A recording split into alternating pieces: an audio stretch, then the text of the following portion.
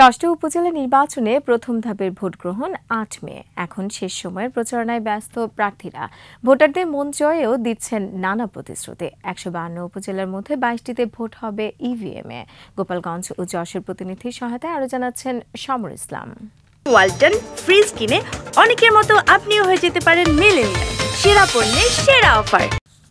একদিকে তাপপ্রবাহ, অন্যদিকে বোরো ধান কাটার মৌসুম। এরই মধ্যে চলছে উপজেলা নির্বাচনের প্রচারণা।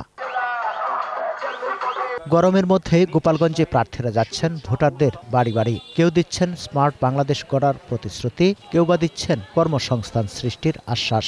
জননেত্রীর কাছ থেকে এই স্পেশাল বরাদ্দগুলো এনে এই প্রকল্পগুলো গোপালগঞ্জে বাস্তবায়ন করতে পারবো। দু একটা মিল কারখানা হলে আমি যুবক এবং যুবতী যত আছে বেকার ছেলেরা বেকার সমস্যা সমাধান হবে ইনশাল্লাহ, আমি সেটা করে দেব। তবে ভোটাররা বলছেন যোগ্য দেখে তারা প্রার্থী নির্বাচন করবেন। নির্বাচিত হওয়ার পরে আমাদেরকে আর খোঁজ নেবে না এমন একজনকে কখনোই সিলেক্ট করব না। এমন একটা যোগ্য প্রার্থীকে আমরা ভোট দিতে চাই যে আমার এবং সমাজের সুন্দরভাবে কাজ করবে। জেলায় প্রথম ধাপে ৩ উপজেলায় নির্বাচন হবে। সুষ্ঠুভাবে ভোট গ্রহণের সব প্রস্তুতি নেওয়া হয়েছে বলে জানান রিটার্নিং অফিসার। ৮ মে আমরা একটা বেটার ইলেকশন এই জেলা আমরা এই ৩টি উপজেলা আমি উপহার দিতে পারবো। এদিকে যশোরের মনিরামপুর ও কেশবপুর উপজেলাতেও চলছে প্রচারণা।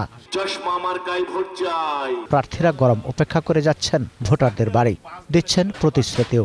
তরুণ প্রজন্ম বা নতুন প্রজন্ম যারা, তারা সবসময় নতুন প্রজন্মকে বেছে নিতে চায়। প্রত্যেকটা সেক্টরে পরিবর্তন চাচ্ছে। আশা করি বিপুল ভোটের মাধ্যমে আমি বিজয় লাভ করব।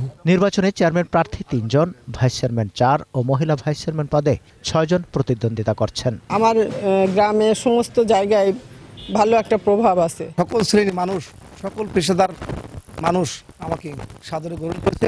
ভোটাররা যোগ্য প্রার্থীকে বেছে নেবেন বলে জানান। সত্যর পথে কাজ করবে, আমরা চাই যে তাকে আমরা ভোট দিয়ে জয়যুক্ত করব। আমরা এখন নতুন মুখ চাই, এটা আমাদের আশাবাদী। নির্বাচন সুষ্ঠু ও গ্রহণযোগ্য করতে পদক্ষেপ নেওয়া হচ্ছে বলে জানান রিটার্নিং কর্মকর্তা। আমি আশা করছি আমাদের যশোর জেলার যে প্রথম ধাপের নির্বাচন এটি অত্যন্ত সুষ্ঠু, সুন্দর, শান্তিপূর্ণ পরিবেশে অনুষ্ঠিত হবে। সকাল ৮টা থেকে বিকাল ৪টা পর্যন্ত চলবে ভোট গ্রহণ।